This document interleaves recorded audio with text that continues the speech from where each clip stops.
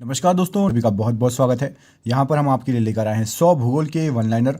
बहुत ही अच्छे अच्छे क्वेश्चन है। पृथ्वी के बारे में पढ़ेंगे, उसके बाद अंतरिक्ष के बारे में पढ़ेंगे, वायुमंडल के बारे में पढ़ेंगे। बहुत ही शानदार भूगोल के जियोग्राफी के क्वेश्चन है, तो प्लीज़ पूरे 100 क्वेश्चन जरूर देखिएगा, ठीक है। यदि आपसे बन रहे हैं तो रिविजन कर लीजिए, एक बार और याद हो जाएगा। पृथ्वी का विषुवतीय व्यास कितना होता है? तो पृथ्वी का विषुवतीय व्यास 12,756 किलोमीटर होता है।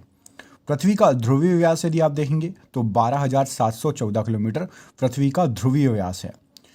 पृथ्वी का ध्रुवीय व्यास विषुवतीय व्यास से कम कितना है? तो यह 42 किलोमीटर कम है, याद रखिएगा। पृथ्वी पर जल का भाग कितना है? तो 71% जल है पृथ्वी पर। पृथ्वी का यदि औसत घनत्व पूछा जाए तो 5.5 ग्राम प्रति सेंटीमीटर क्यूब, याद रखिएगा। पृथ्वी का अक्ष पर घूमना है तो घूर्णन गति है। दिन और रात कैसे होता है? तो पृथ्वी के घूर्णन के कारण दिन और रात होते हैं।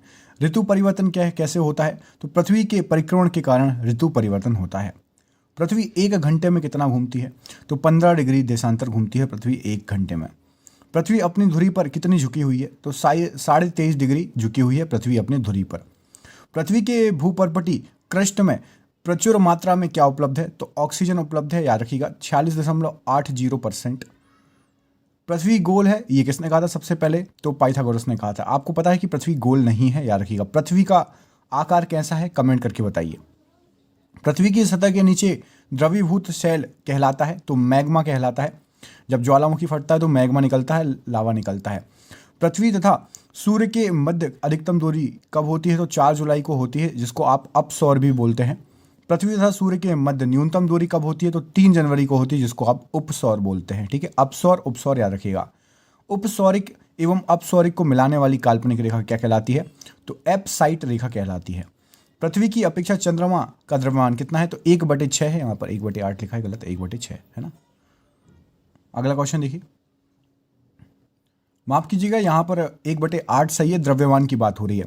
और यदि गुरुत्वाकर्षण बल की बात होगी तो 1/6 गुरुत्वाकर्षण बल है। यहाँ द्रव्यमान की बात हो रही है, मास की बात हो रही है, तो 1/8 बिल्कुल सही आंसर इसका, है ना। पृथ्वी पर सबसे बड़ा हिमखंड कौन सा है? तो अंटार्कटिका सबसे बड़ा हिमखंड है। पृथ्वी की आंतरिक संरचना बनी है तो ये बनी है स्याल, सीमा एवं क्रोड से, याद रखिएगा। पृथ्वी की सबसे भीतरी परत क्या है? तो क्रोड है, निफे जिसको बोलते हैं। क्रोड बना होता है तो लोहा तथा निकल से बना होता है क्रोड। सियाल किससे बना होता है? तो सिलिकॉन और एल्यूमिना से सियाल बना होता है। सीमा बना होता है तो सिलिकॉन और मैग्नीशियम से सीमा बना होता है। पृथ्वी का सुरक्षा वॉल्व कौन सा है? तो पृथ्वी का सुरक्षा वॉल्व ज्वालामुखी को कहते हैं। पृथ्वी के बाह्य भित्ति का ऊपरी भाग कहलाता है तो एस्थेनोस्फीयर कहलाता है, याद रखिएगा। पृथ्वी पर सबसे लंबा दिन कब होता है? तो 21 जून को होता है उत्तरी गोलार्ध तथा 22 दिसंबर को होता है दक्षिणी गोलार्ध में। पृथ्वी पर सबसे छोटा दिन कब होता है? तो 22 दिसंबर को होता है उत्तरी गोलार्ध में तथा 21 जून को होता है दक्षिणी गोलार्ध में। पृथ्वी पर दिन रात बराबर कब होते हैं? तो 23 सितंबर को और 21 मार्च को बराबर होते हैं। चंद्रग्रहण होता है तो जब सूर्य और चंद्रमा के बीच पृथ्वी आ जाती है तो चंद्रग्रहण होता है। और सूर्य ग्रहण कब होता है? जब सूर्य और पृथ्वी के बीच चंद्रमा आ जाता है तो सूर्य ग्रहण होता है। पृथ्वी के चंद्रमा का भाग दिखता है तो कितना परसेंट दिखता है? केवल 57% दिखता है। पृथ्वी की आयु ज्ञात की जा सकती है तो यूरेनियम काल का निर्धारण कर इसकी विधि द्वारा ज्ञात की जाती है। अश्व अक्षांश संबंधित है तो 30 डिग्री से 40 डिग्री उत्तरी तथा दक्षिणी अक्षांश से अश्व अक्षांश संबंधित है। पृथ्वी पर अक्षांश तथा देशांतर रेखाएं तो क्रमशः 180 और 360, 180 अक्षांश और 360 देशांतर। 2 देशांतर रेखाओं के बीच की दूरी को क्या कहा जाता है? तो गोरे कहा जाता है। पृथ्वी को घेरने वाले आकाश क्या है? तो ब्रह्मांड है, जो पृथ्वी को चारों तरफ से घेरे हुए है। ब्रह्मांड से संबंधित अध्ययन क्या कहलाता है? तो ब्रह्मांड विज्ञान या कॉस्मोलॉजी कहते हैं इसको। ब्रह्मांड में लगातार प्रसार की घटना को क्या कहा जाता है? तो बिग बैंग कहा जाता है। ब्रह्मांड का सबसे बड़ा तारा कौन सा है? तो स्पाइनल ओरेगी सबसे बड़ा तारा है। बिग बैंग सिद्धांत का प्रतिपादन किसने किया है? तो बेल्जियम के जॉर्ज लेमिंटर ने 1966 में किया है बिग बैंग का प्रतिपादन। ब्रह्मांड में विस्फोटी तारा कौन सा है? तो अभिनव तारा या सुपरनोवा। ब्रह्मांड की आयु कितनी है? तो 13 बिलियन वर्ष ब्रह्मांड की आयु है। ब्रह्मांड का व्यास कितना है? तो 108 वर्ष प्रकाश वर्ष ब्रह्मांड का व्यास है। एक वर्ष में प्रकाश द्वारा तय की गई दूरी क्या कहलाती है? तो उसको 1 प्रकाश वर्ष कहा जाता है। खगोलीय दूरी का सबसे बड़ा मात्रक क्या है? तो पार्शिक खगोलीय दूरी का सबसे बड़ा मात्रक है। एक पार्शिक किसके बराबर होता है? तो 3.26 प्रकाश वर्ष के बराबर होता है एक पार्शिक। प्रकाश वर्ष मात्रक है तो दूरी का मात्रक है प्रकाश वर्ष, याद रखिएगा। एक प्रकाश वर्ष बराबर होता है तो 9.46 इंटू 10⁻12 किलोमीटर या फिर 9.46 इंटू 10⁻15 मीटर। सूर्य ब्रह्मांड का केंद्र है, कहा था तो कोपरनिकस ने कहा था, पोलैंड के हैं ये। ब्लैक होल सिद्धांत दिया था तो एस चंद्रशेखर ने ब्लैक होल सिद्धांत दिया था।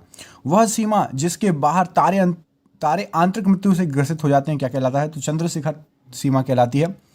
सूर्य सौरमंडल का केंद्र है, ये किसने कहा था, तो केपलर ने कहा था सूर्य सौरमंडल का केंद्र है।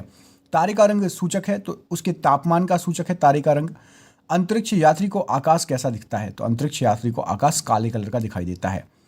आकाश का रंग नीला प्रतीत होता है, किस कारण से, तो प्रकीर्णन के कारण से प्रतीत होता है।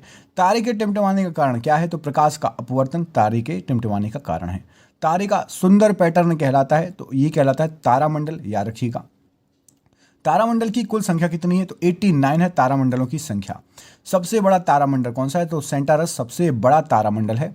सबसे छोटा तारामंडल कौन सा है, तो क्रक्स सबसे छोटा तारामंडल है।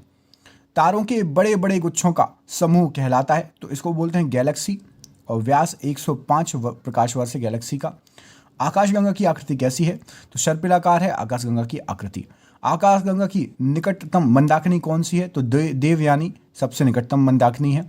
एक खगोलीय एकक औसत दूरी है तो सूर्य और पृथ्वी के बीच की दूरी को एक खगोलीय दूरी कहा जाता है। पृथ्वी तथा सौरमंडल जिस आकाशगंगा में स्थित है वह क्या कहलाता है, तो उसको कहते हैं दुग्ध मेखला। दुग्ध मेखला या मिल्की वे क्या है, तो एक मंदाकिनी है।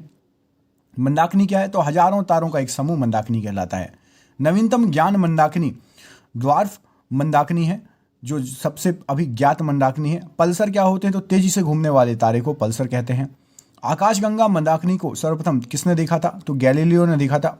73 वर्षों के अंतराल पर दिखाई देने वाला धूमकेतु कौन सा है, तो हैली, जो कि अंतिम बार 1986 में देखा गया था। हैली धूमकेतु पुनः कब दिखाई देगा, तो 2062 में दिखाई देगा। पृथ्वी के चारों ओर एक का गैसीय आवरण क्या कहलाता है, तो उसको वायुमंडल कहते हैं। वायुमंडलीय दाब मापा जाता है तो बैरोमीटर से मापा जाता है वायुमंडलीय दाब। वायुमंडलीय दाब का एसआई मात्रक क्या है, तो बार वायुमंडलीय दाब का एसआई मात्रक है, याद रखिएगा। वायु क्या है, तो गैसों का मिश्रण है जिसमें नाइट्रोजन 78% है, ऑक्सीजन 21% और कार्बन 0.03%।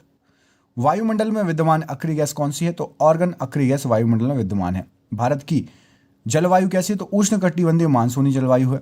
वातावरण तथा जीवमंडल के बीच का संबंध क्या कहलाता है, तो पारिस्थितिकी बोलते हैं इसको। वायुमंडल की सबसे निचली परत कौन सी है, क्षोभ मंडल सबसे निचली परत है। वायुमंडल की सबसे ऊपरी परत कौन सी है, तो बहिर्मंडल सबसे ऊपरी परत है। क्षोभ मंडल की मोटाई में वृद्धि तो ग्रीष्म ऋतु में होती है। क्षोभ मंडल में प्रति 165 मीटर तथा 1 किलोमीटर की ऊंचाई पर जाने पर ताप घटता है तो क्रमशः 1 डिग्री घटेगा तथा 6.4 डिग्री घटेगा। मौसमी घटनाएं घटती हैं तो क्षोभ मंडल में घटती हैं मौसमी घटनाएं, याद रखिएगा। उल्का से संबंधित घटनाएं हैं तो मध्यमंडल की घटनाएं उल्का से संबंधित घटनाएं। वायुयान कहाँ पर उड़ते हैं, तो समताप मंडल में उड़ते हैं। रेडियो तथा संचार संबंधी घटनाएं आयन मंडल में होती हैं। ग्रीन हाउस गैस कौन कौन सी है, तो CO2, CFC, CH4 और NO2। वायु में जल की उपस्थिति कहलाती है तो आर्द्रता कहलाती है, याद रखिएगा। अगला क्वेश्चन देखिए, वायुमंडल की आर्द्रता मापने का यंत्र कौन सा है, तो हाइग्रोमीटर से आर्द्रता मापी जाती है। भूमंडल के कितने भाग पर जल है, तो 71% भूमंडल के भाग पर जल है, याद रखिएगा। वायुमंडल में जल वाष्प की मात्रा कितनी है, तो 0 से 4% होती है वायुमंडल में जल वाष्प की मात्रा। जीवमंडल पर ऊर्जा का मूल स्रोत क्या है, तो सूर्य है, याद रखिएगा। सौर विकिरण का पृथ्वी पर पहुंचता है तो यहां पर सही आंसर हो जाएगा, तो केवल 51% भाग, आधा भाग पहुंच पाता है। संवहनीय वर्षा होती है तो विषुवत क्षेत्रों में होती है संवहनीय वर्षा। अधिकतम वर्षा होती है तो विषुवतीय क्षेत्रों में होती है अधिकतम वर्षा। पछुआ हवाओं के कारण वर्षा कहाँ पर होती है, कौन सी वर्षा होती है, चक्रवाती वर्षा होती है पछुआ हवाओं के कारण। न्यूनतम वर्षा होती है तो ध्रुवीय क्षेत्र में सबसे कम वर्षा होती है। पछुआ हवा क्या कहलाती है, तो गरजता चालीसा कहते हैं पछुआ हवा को। फेरल का नियम संबंधित है तो पवनों की दिशा से संबंधित है। ये हो गए सुपर फास्ट आपके 50 क्वेश्चन। समय का पता है, माफ कीजिएगा, सुपर फास्ट 100 क्वेश्चन हो गए। समय का पता नहीं चला, 10 मिनट के अंदर मैंने आपको ये 100 क्वेश्चन करा दिए। दोस्तों ये क्वेश्चन 1 से 2 बार देख लेना, पूरे याद हो जाएंगे। बहुत ही अच्छे क्वेश्चन है और ये हमेशा पूछे जाते हैं और आगे भी हमेशा पूछे जाते रहेंगे, इतने इंपॉर्टेंट क्वेश्चन है। वीडियो अच्छा लगा तो वीडियो को लाइक कर दीजिए, चैनल पर नए हैं चैनल को सब्सक्राइब कर दीजिए। मिलते हैं अगले वीडियो में, तब तक के लिए आप अपना ख्याल रखिए। आप सभी का बहुत बहुत धन्यवाद दोस्तों, आपका दिन शुभ हो। बहुत बहुत धन्यवाद।